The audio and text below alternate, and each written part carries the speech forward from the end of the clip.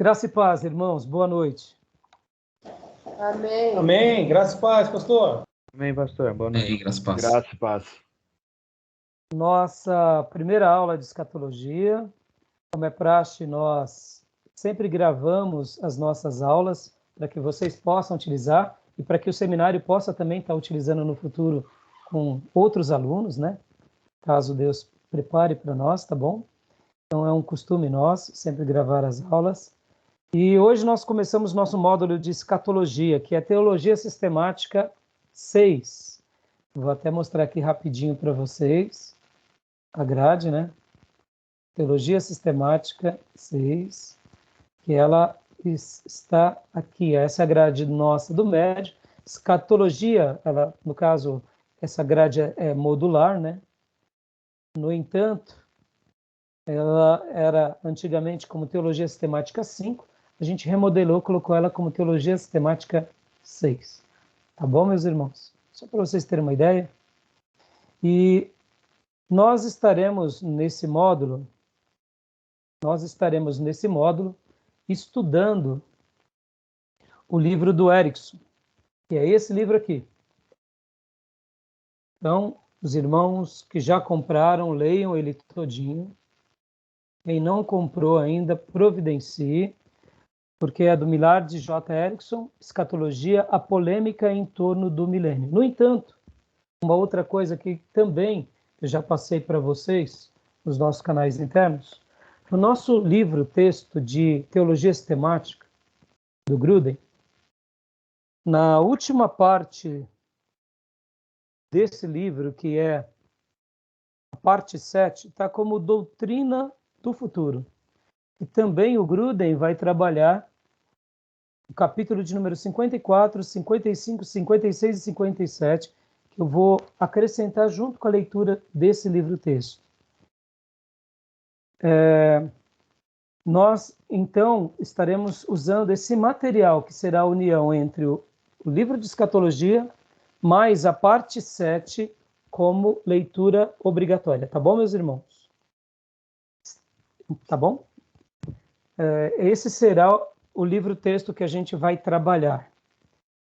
Estarei passando para vocês outros livros que serão também trabalhos extras. Por exemplo, o nosso livro Os Fundamentos da Nossa Fé, do Hobbes. Ele tem 2 capítulos, que é o capítulo de número 12 e o capítulo 13. O capítulo 12 trata da morte, ressurreição, céu e inferno. E o capítulo 13 trata de escatologia ou as últimas coisas. E então terá um trabalho extra desse material. E também, irmãos, nós temos outros livros que estaremos usando também como material auxiliar. Por exemplo, o livro aqui do nosso querido doutor pastor Russell Shedd. São materiais extras que nós estaremos usando. Estarei usando também o livro do Ribeiro. Pastor José Ribeiro, ele tinha uma apostila que virou livro. No futuro, eu pretendo estar utilizando o livro do Ribeiro como base.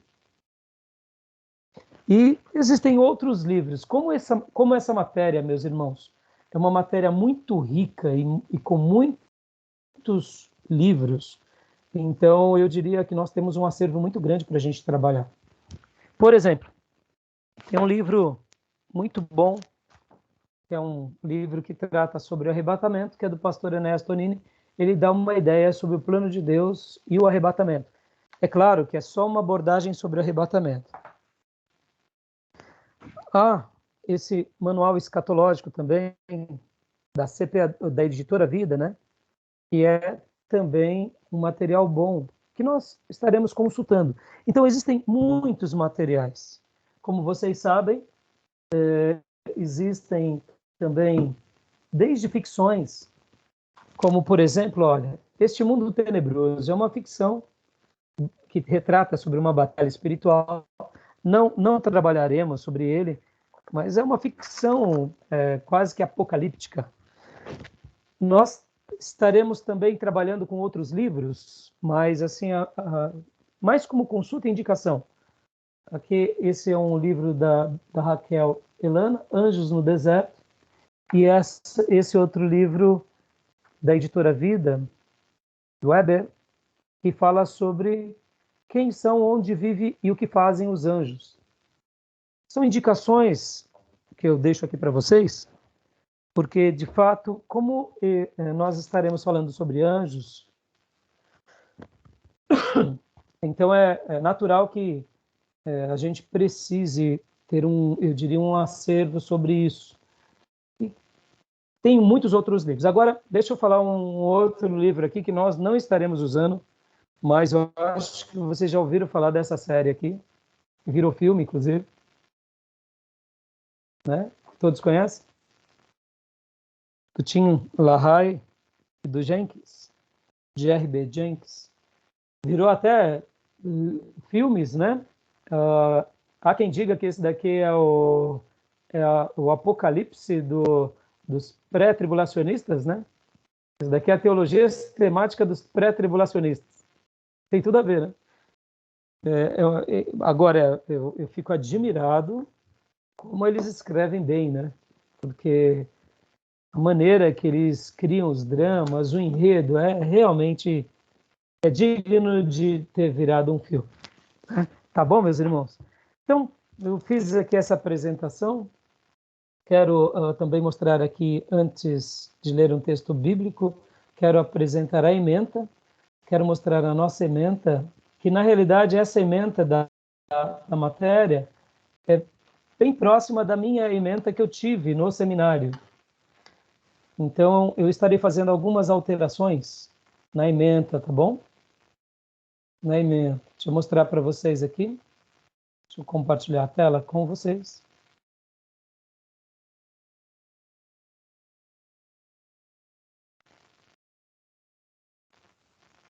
Aqui. Essa ementa foi a minha ementa nos meus dias de seminário. Olha que interessante. Lá no STBN, lá na época, eu estava em Vila Mariana ainda, quando o seminário era na igreja do pastor Enéas Tonini. Assim como hoje nossa igreja tem um seminário, o Seminário Batista Nacional nasceu na igreja do nosso amado pastor Enéas Tonini. Então, é uma honra poder seguir os passos desse grande mestre. E aqui eu tive aulas com o pastor Hilves, né? Então, a ementa minha naqueles dias era essa. E os livros eram esses que nós usávamos, né? Tinham outros também, mas essa ementa foi mudada um pouco. E a nossa ementa é essa daqui. Deixa eu mostrar agora a nossa ementa.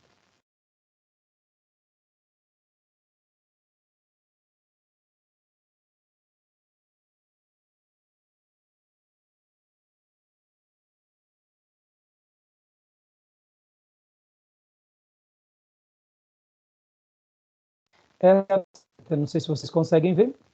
Estão vendo? Não? Deixa eu mostrar aqui para vocês. Essa é a nossa ementa. Então, nós estaremos trabalhando sobre o assunto da escatologia, né? Então, qual é o objetivo? O objetivo dessa matéria? Conseguem ver? O objetivo dessa matéria é levar o aluno a ter conhecimento do universo escatológico da Bíblia, analisar os sistemas de interpretação usuais no meio evangélico, discutir os fatos emergentes da natureza escatológica e identificar o objetivo da revelação escatológica na missão de Jesus. Nós teremos, o conteúdo será praticamente esse daqui, vou fazer algumas alterações, né?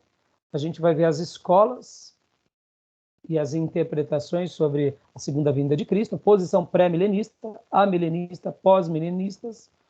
A gente vai trabalhar sobre essas ideias, principalmente a questão sobre tribulação, pré-tribulação, pós-tribulação. Vamos falar sobre o arrebatamento também, sobre o milênio, os julgamentos de Deus, a ressurreição. Então, em tese, vai ser isso. É claro que, irmãos, como eu disse, aqui, de uma forma bem sucinta, eu estou apresentando para vocês a as nossas pautas, né? Mas eu vou fazer algumas alterações e eu passo para vocês atualizada depois, tá bom? Mas a grosso modo vai ser isso, vai ser os assuntos sobre os sinais dos tempos. Como eu disse para vocês, esse é um assunto muito grande, muito vasto, e então vai demandar muito tempo de todos nós, e eu sei que vai ser uma delícia, mas ao mesmo tempo, os meus irmãos, juntamente comigo, a gente vai poder passear e aprender sobre muita coisa da parte do Senhor. Tá bom, meus irmãos? Até aí, tudo bem? Tem alguma dúvida? Querem fazer alguma pergunta sobre o material? Denis e Aline, que são novos aqui na classe, deixa eu dizer para vocês, o meu método de avaliação a nota mínima é 7. Para passar de ano, o aluno tem que atingir a média 7. 7 em diante passa. 7 para baixo, recuperação. São permitido 25% só de faltas, como é praxe, como é numa universidade ou num colégio. Então, acima disso já dificulta. Hoje, graças a Deus, temos essa metodologia, que é aula gravada, inclusive isso facilita, porque o aluno ele pode depois assistir a aula, e depois declarar que assistiu a aula. Então, isso tudo ajuda o nosso processo de aprendizado, né? É claro que a aula, mesmo não sendo presencial, mas a aula sendo, eu diria, ao vivo, né? Porque a gente está, uma live ao vivo, uma gravação ao vivo. Então, essa interação é muito mais rica do que assistir uma aula, né? Mas temos essa facilidade também. E a minha média, ela é dada da seguinte forma: 4 pontos é dado para aqueles que lerem o livro-texto. Então, quem lê o livro-texto, declarar leitura, já ganha 4 pontos. 3 pontos valem a nota da prova e 3 pontos valem a nota dos trabalhos extras. Na somatória dá 10. Quem realmente lê bastante já sai com 4 pontos de cara. Fazendo os trabalhos extras, já praticamente já passa de ano. Por que eu faço assim? Porque é uma maneira que eu acredito que faz com que o aluno se esforce em ler e se prepare para as aulas. Porque por meio da leitura você se prepara para a aula e aí o debate aqui na aula fica muito rico. Então, tá bom? Alguma dúvida, Denis? Alguma dúvida, alunos? Não, pastor. Não? O Denis e a Aline, principalmente o Denis, ele está fazendo o seminário Spurgeon. E ele quis começar aqui conosco também. O que você tem achado do seminário Spurgeon, Denis? Eu, particularmente, já teço aqui o meu elogio. Eu acho que eles são protagonistas também nesse modelo de seminário online. Assim como o STBnet é a nossa casa, minha casa, né, de criação. E todo o nosso seminário aqui, eu sigo os passos batistas nacionais, deixado pelo Dr. Paulo e pelo pastor Ernesto Nini, honrando tanto eles quanto os nossos demais mestres. Mas temos muitos seminários bons, mas todo o material da escola Spurgeon eu amei.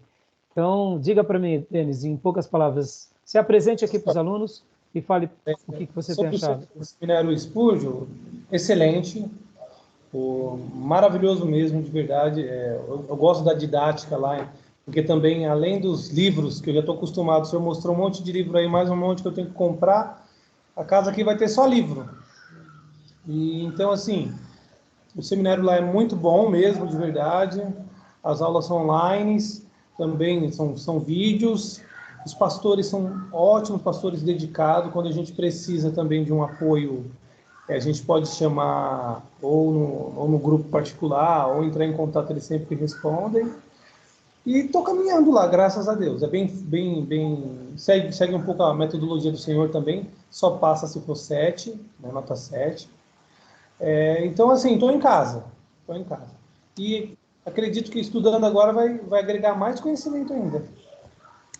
Maravilha. Obrigado, viu, Denis? E você lá, você estava fazendo também escatologia, né?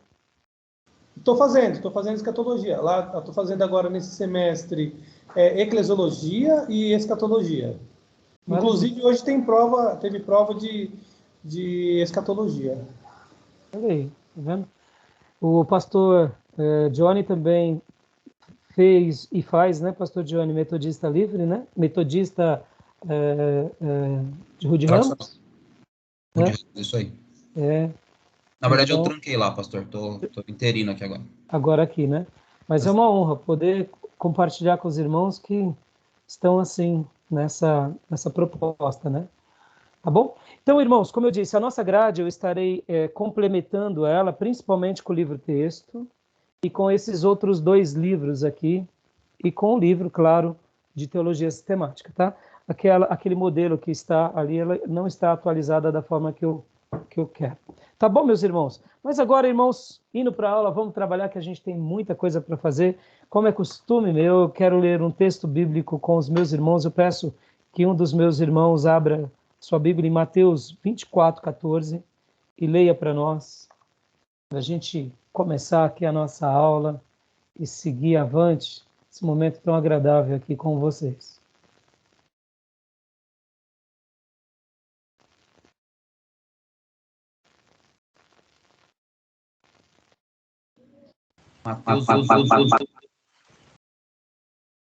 Mateus 24:14. 24:14. Posso ler? Claro. E este evangelho do reino será pregado em todo o mundo como testemunho a todas as nações, então virá o fim. Amém. Glória a Deus. Alguém já disse, se desejamos a volta de Cristo, precisamos pregar a cada dia muito mais a palavra de Deus. Se desejamos a volta dele, devemos trabalhar com mais afinco, com mais dedicação. Alguém tem uma outra versão desse texto que queira ler? 24:14. O pastor leu na versão NVI, pastor. Alguém quer ler em uma outra versão?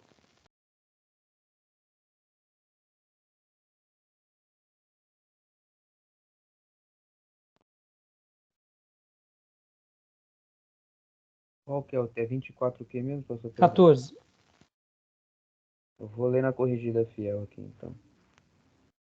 24:14.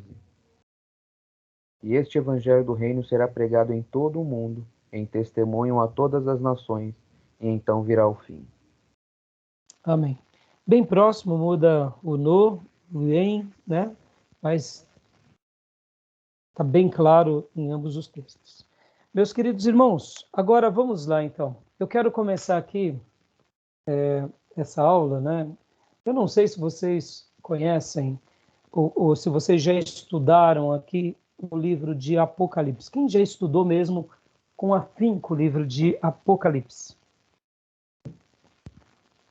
Estudou mesmo. Falou assim, não, eu vou estudar sobre esse tema, eu vou me dedicar. Quem? Eu sempre... Aliás, quando o senhor mostrou aquele livrão azul ali atrás, lá eu lembrei quando eu era adolescente e eu pedi um livro de escatologia. O senhor foi o primeiro livro que o senhor me emprestou, foi lá aquele livrão ali. Foi o Manual de Escatologia? Foi. Olha, então você já leu aquele livro. Escatologia é um livro que sempre me fascinou desde adolescente. Então eu sempre busquei material a respeito do assunto. Esse é um tema que desperta muita curiosidade, né, Felipe? Deixa a gente assim muito curioso, né? É normal, né? E os demais irmãos, me falem um pouco sobre a experiência de vocês nesse sentido.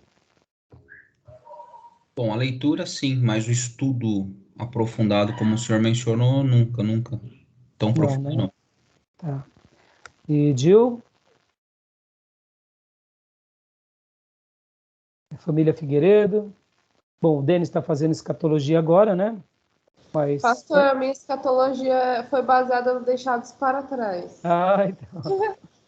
Não, mas Desde adolescente. Não deixou de ser uma escatologia, né? Do jeito da irmã, né? Não deixou de ser uma escatologia. Então, eu quero começar essa aula, irmãos, quebrando alguns tabus. pode ver que o Felipe, o primeiro contato que ele teve de escatologia foi esse livro, né, Felipe? Manual de Escatologia, da editora Vida. É um material muito bom, meus irmãos, porque ele traz várias abordagens, né, sobre os sinais dos tempos. Então, assim, ele tem, né, os seus métodos de interpretação, a história da interpretação, e aí ele vai falar sobre profecia, sobre alianças. Ele é um livro, eu particularmente eu gosto de todos os livros que tratam sobre essas questões de estudo, né, desde que seja uma linha mais conservadora. Mas eu quero quebrar alguns tabus. Vocês já devem ter visto um quadro, vou até compartilhar agora aqui com vocês. Quero mostrar aqui para vocês, olha só que interessante. Isso daqui.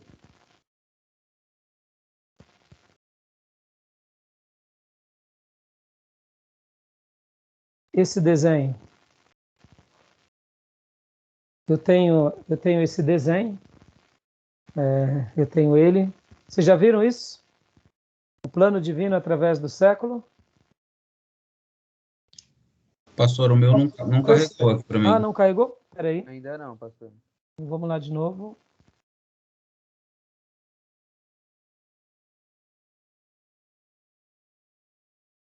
Bom, vamos lá, agora vai.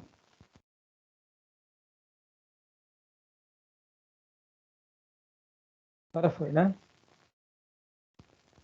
O plano divino através dos séculos. Já viram esse quadro? Muito conhecido. Já sim, pastor. Eu tenho ele, né? Comprei uma das minhas relíquias. Indico vocês comprarem também numa loja evangélica, pedirem pela internet ou coisa do tipo, caso vocês queiram, né? Que acaba virando um quadro de estudo lindo. O autor desse quadro é o nosso irmão N. Lawrence Olson. Foi feito em Lavras, Minas Gerais, aqui no Brasil, dia 25 de março de 1943. Olha que fantástico. Olha que o irmão, aqueles dias, né, foi praticamente um trabalho artesanal, meus irmãos. É uma obra-prima. Isso é uma obra-prima para um ministro mineiro. Possivelmente ele não é brasileiro, né, mas ele fez aqui em Lavras. Eu não conheço muito sobre a vida dele, a obra dele, desse irmão, mas esse desenho é simplesmente lindo. Estão vendo que é um quadro pintado? É um quadro pintado que mostra o plano divino, desde Adão, olha só, da eternidade, período da inocência, olha que interessante. Aqui vem, né, antes de qualquer coisa, vem a queda de Satanás, ó. Tá vendo? E aí vem a queda do homem, vem a criação, os 7 dias da criação, vem a inocência e aqui a queda, onde tem a ruptura. Pode ver aqui Adão e Eva, eles fugindo, né? A espada lá no deserto e tal. Aí vem o que chamamos de dispensação da consciência. E aí ele coloca assim o rastro da serpente. E, irmãos, é fantástico. A gente já vai voltar nele, nesse desenho. Não sei se alguém já estudou esse desenho. Alguém já estudou? Alguém já estudou esse quadro? Não? Não lembro, pastor. Sempre vi tanto ele lá na biblioteca, mas estudá-lo, não. Não, né? Então, a nossa irmã Aline de tabela, ela estudou, viu, Aline? Esse quadro é o que inspira uma geração de teologia. Deixa eu fazer uma pergunta para vocês aqui. A igreja brasileira, ela é uma igreja que ela é pré-tribulacionista, mid-tribulacionista ou pós-tribulacionista? Vou explicar. Jesus Cristo ele vem antes da tribulação e arrebata a sua igreja, e aqui só vai ficar os desviados, aí começa os 7 anos de tribulação. Ou Jesus vem no meio da tribulação, porque a Bíblia fala que os 7 anos da tribulação são divididos em 3 anos e meio de tribulação e 3 anos e meio de grande tribulação. Então Jesus vem no meio da tribulação. E aí essa teologia é chamada esse grupo que crê que Jesus vem no meio da tribulação, eles são chamados de mid, ou meio tribulacionistas. Podem ter outros nomes. E a última escola é a escola pós-tribulacionista. Ou seja, a igreja passa pela tribulação, tanto a tribulação quanto a grande tribulação. E aí, quando Jesus vai desferir o golpe, destruindo o anticristo, julgando as nações, ele vem nas nuvens, arrebata os seus eleitos. Então, a igreja brasileira, ela é pré, mid ou pós? Eu acredito que seja pós. Eu acredito que seja a igreja brasileira, acho que no contexto pentecostal, ela é pré-tribulacionista. Concordo. Vamos colocar aqui, o que você acha, pastor Johnny? Pré. Pré. E o Gil acha que é pós, né, Gil? Gil? Irmão Gil? Acho que o sinal dele tá oscilando, ele tá vendo que ele tá caindo várias vezes, deve estar oscilando. Não vi. Tá ruim o sinal para você, Gil? Agora você está com o microfone bloqueado, irmão.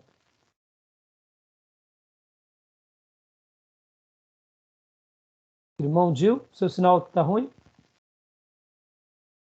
Deve ter caído. Deve ter caído. Deixa eu confirmar com ele no zap aqui. Ah, ele agora desbloqueou. Gil, tá ruim o seu sinal, filho?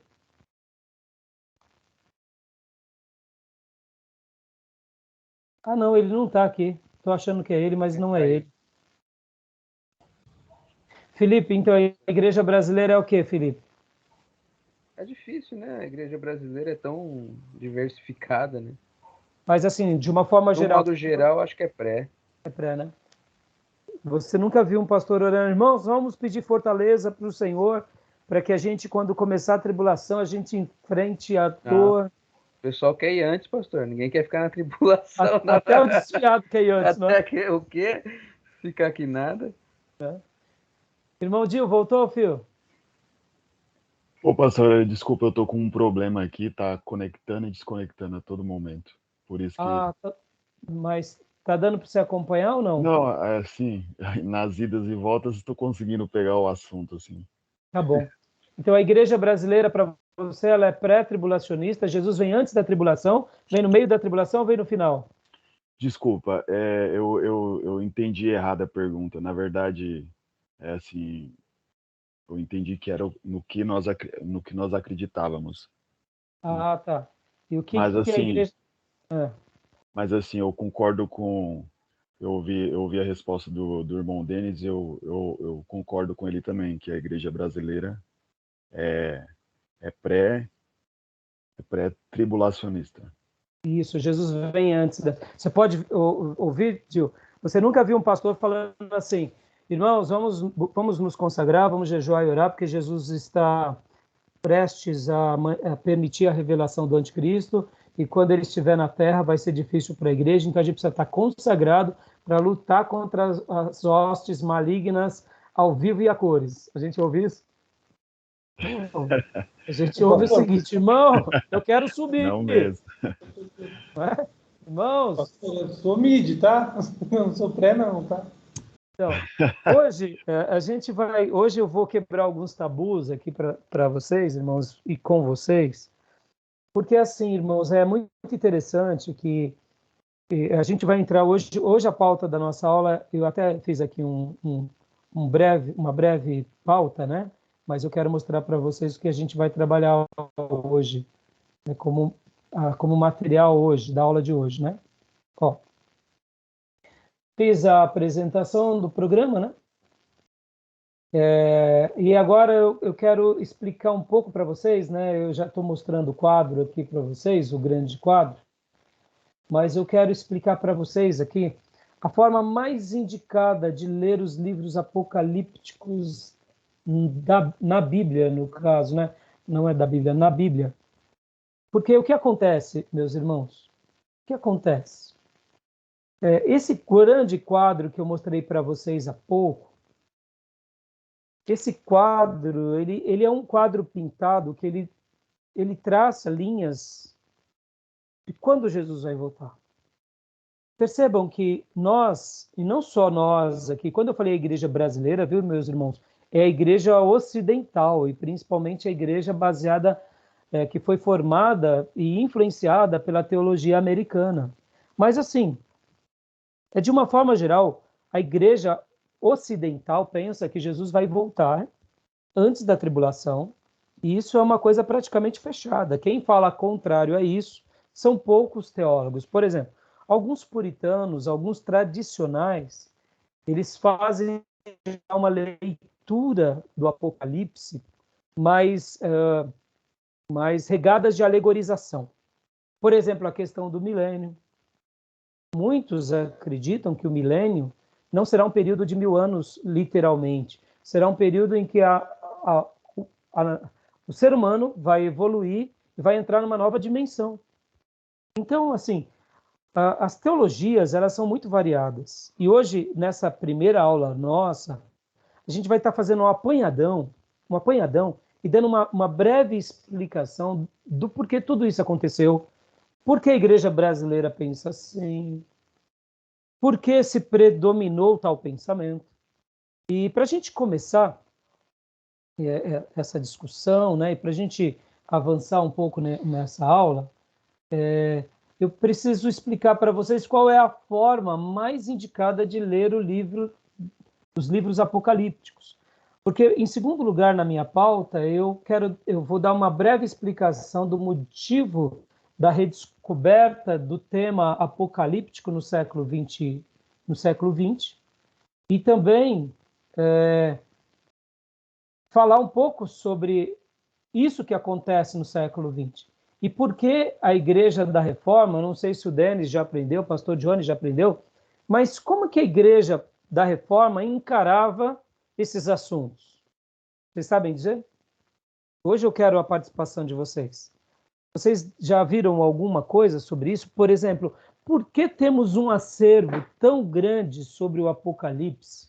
Assuntos sobre escatologia, volta de Jesus, quem é a besta? Será que Lutero tratava de assuntos como esse? Será que Calvino gastava tempo reformulando coisas sobre esse tema? Como que Spurgeon, quando pregava, ele lia o Apocalipse? Como John Wesley fazia a sua leitura sobre a escatologia? Como que é que eles faziam? Não sei se vocês já pararam para pensar um pouco sobre isso. Já pararam para pensar? Já viram alguma coisa em direção a isso ou não? Eu sei que Lutero não queria nem incluir nas escrituras, porque ele não entendia muito bem. Não queria Era uma incluir o nuvem quê? muito escura, né? O quê? As próprias simbologias do próprio livro de Apocalipse, né? Por não compreender muito bem o que estava escrito ali, então ele achava melhor nem incluir. Exatamente. Para Lutero, irmãos, ele tinha dificuldade de enxergar 2 livros como canônico. O livro de Tiago, porque vinha na contramão daquilo que Deus estava trabalhando na vida dele. Porque o livro de Tiago vai falar sobre as obras. Que uma fé que não tem obras é morta. E ele foi aquele vaso separado por Deus para resgatar a perspectiva da fé, numa cultura de obras fúteis e de indulgências fúteis. Então, Lutero, quando ele viu o livro de Tiago, ele tinha muita dificuldade. E ele praticamente não tirou Tiago como canônico, porque ele falou, tem uma tradição aí atrás de mim, eu não compreendo muito bem. Então, é sagrado porque os nossos demais irmãos da história e pais da fé e igreja primitiva realmente endossa, mas eu tenho dificuldade. E outro livro que ele tinha essa dificuldade é o que o Felipe falou, é Apocalipse. Quando ele lia Apocalipse, ele falava, o que é isso? O que é isso? Uma besta, 7 trombetas, taças, cálices, iras. O que é isso? Que negócio é esse? Então, para Lutero, o Apocalipse era uma coisa muito misteriosa. E ele, particularmente, não conseguia fazer uma leitura como se faz no Evangelho.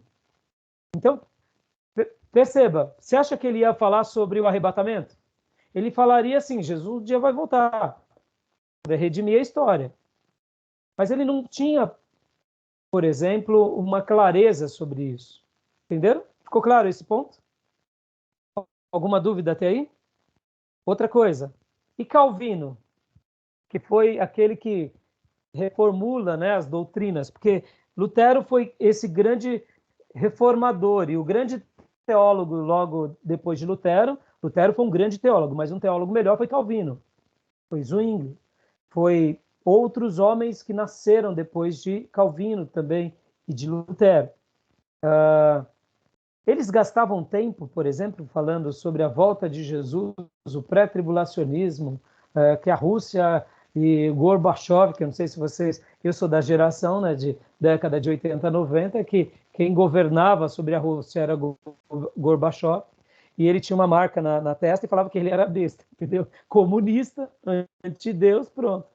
E tinha o livro-texto que nós estudamos, né, nos meus dias, a grade que eu mostrei aqui para vocês, ela foi atualizada, né? Mas o livro-texto que eu estudei naqueles dias era um livro, não me recordo muito bem o nome dele, eu não tenho mais ele, eu emprestei para alguém nunca mais me devolveu. Mas era um livro que, inclusive, catalogava a Rússia é o país do anticristo, o Gorbachev, que é o provável anticristo, porque, irmãos, era um teólogo americano, entendeu? Então, tá entendendo? Como se nos Estados Unidos não tem capeta. Lá no Tio Sam não tem capeta. Lá não tem demônio, entendeu? Não. É só nos comunistas que tem demônio, entendeu? Qualquer coincidência é mera semelhança, viu, meu irmão? Tá entendendo? É hoje, né? Só os comunistas que são do diabo. Os capitalistas, não. Eles são tudo consagrados. Vocês entenderam como que é complicado, né? Mas o que eu quero falar com isso? Você vê, os grandes líderes do passado, irmãos, eles não falavam, não gastavam tempo sobre essa questão do Apocalipse na mesma perspectiva que nós. Esse quadro não era um quadro presente. Quando eles faziam uma leitura das 7 cartas, eles faziam uma leitura das 7 cartas do Apocalipse, mas na aplicação do que elas ensinavam. Aí eu faço uma pergunta para vocês: por que mudou tanto? O porquê mudou? O que aconteceu na história do ser humano para ter mudado? Porque a partir do século XX, o final do século XIX, para o início do século XX, há uma mudança na teologia. Os servos de Deus, em todo o Ocidente, mudam a sua maneira de pensar. O que aconteceu? O que vocês acham? Talvez porque o livro começou a ser encarado de uma forma mais alegórica e eles entenderam que o livro usa muita figura de linguagem para nos trazerem lições, e antes não encaravam isso tão claramente, por isso tinham muita dificuldade em entender. Não seria o oposto da sua fala, Gil? Os antigos encaravam como alegórico e o pessoal mais... Isso. Exatamente o que eu quis dizer. Sim. Mas por que será que aconteceu isso? O que vocês acham, irmãos? Acho que é muito fruto dos acontecimentos, né, da nossa atualidade. Isso me parece que traz a reflexão dos acontecimentos do fim, então acho que aproxima um pouco mais essa realidade. No próprio livro do Erickson, logo no comecinho, ele faz citação ali do James Orr, não sei se a pronúncia está correta, onde ele faz uma citação, na verdade, ele faz um paralelo, trazendo uma ilustração da busca da igreja de modo doutrinário, né, de doutrinas que em determinados séculos eram mais presentes. E aí ele fala, no século I, fala sobre doutrina... Bom, estou chutando aqui, tá? Não lembro a ordem que ele colocou. Doutrina de Deus, doutrina do Cristo, doutrina do Espírito Santo, e agora no século XIX para o século XX, elucida, né, traz um pouco mais à tona a ideia dos acontecimentos do fim. Mas me parece que isso é muito fruto do que a gente está vivenciando no tempo atual. Guerra, rumores de guerra, sei lá, alguma coisa nesse sentido. Muito bem, pastor. Alguém quer comentar mais alguma coisa? Mas é essa linha de raciocínio mesmo. É bem por aí. Alguém... Somando-se a isso, você tem um aumento extremamente, entre aspas, exagerado da ciência, né? Então, as descobertas científicas, descobertas arqueológicas, né?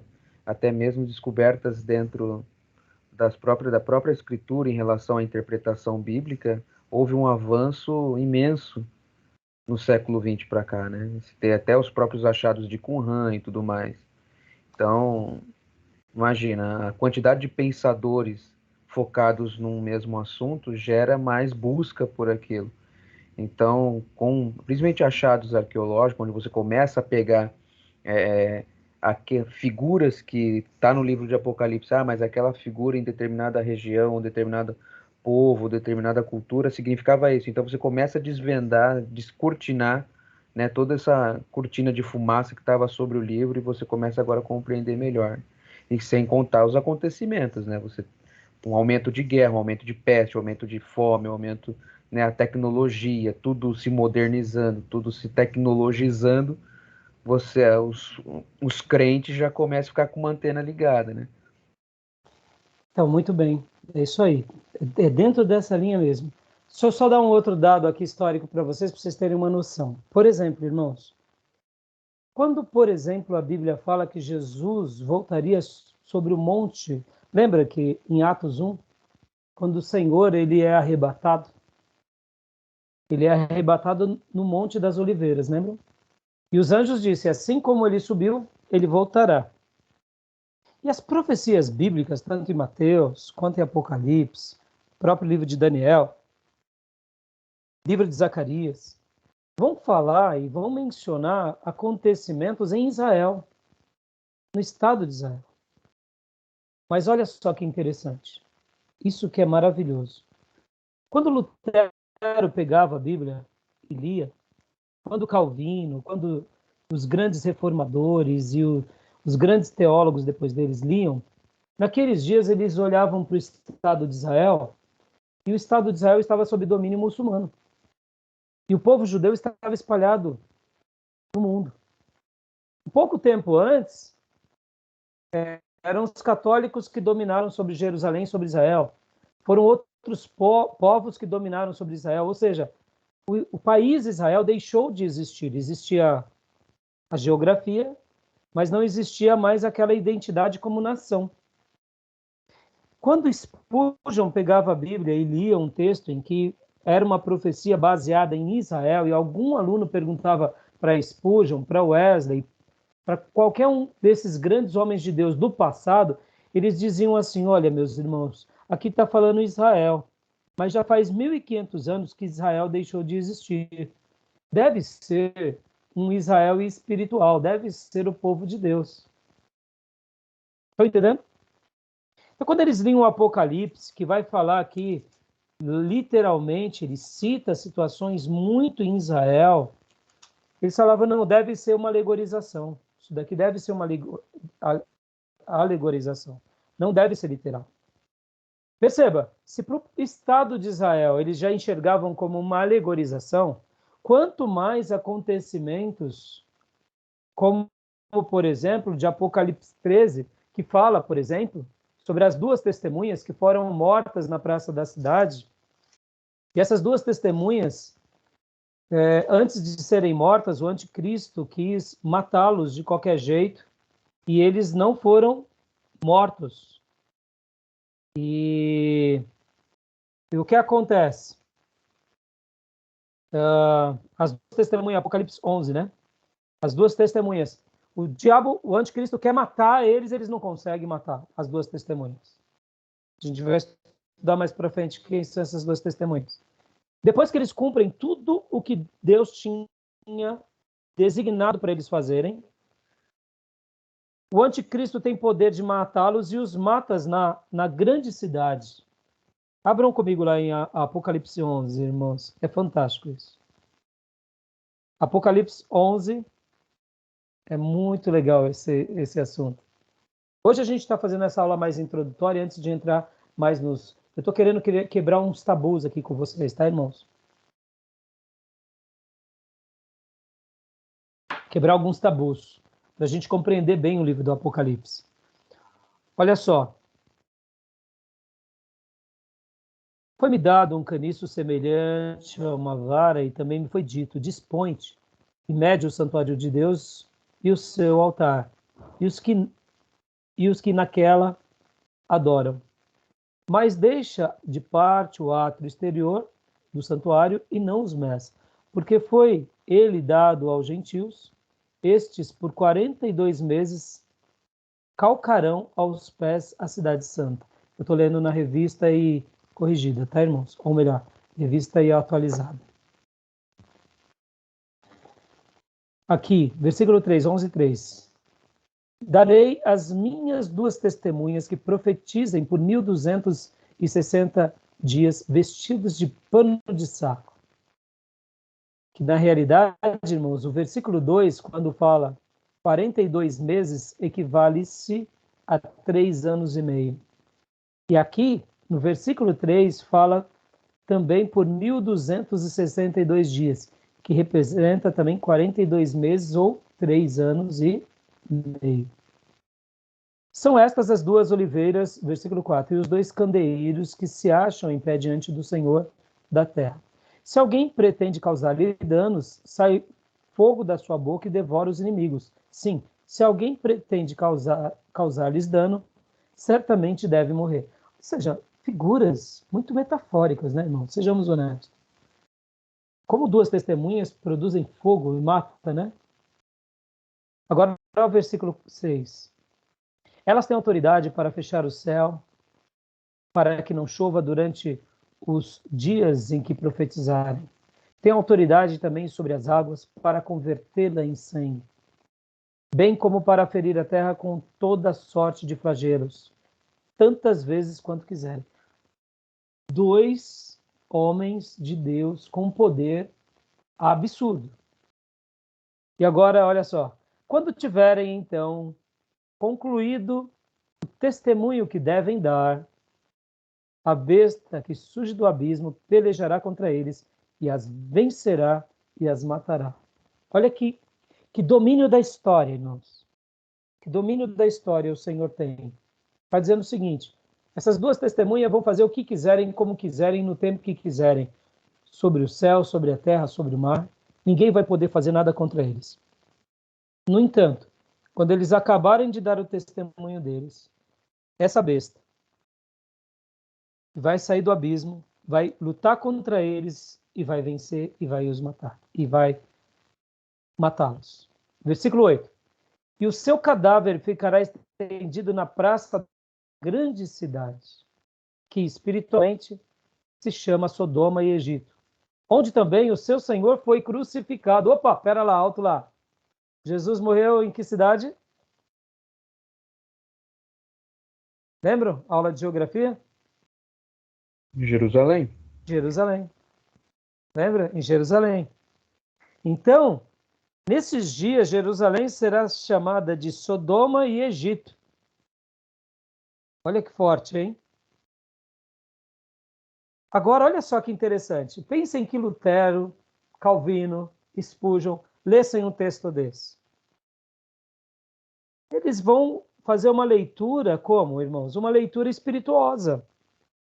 Quase como fazemos uma leitura no livro de Salmos. Concorda?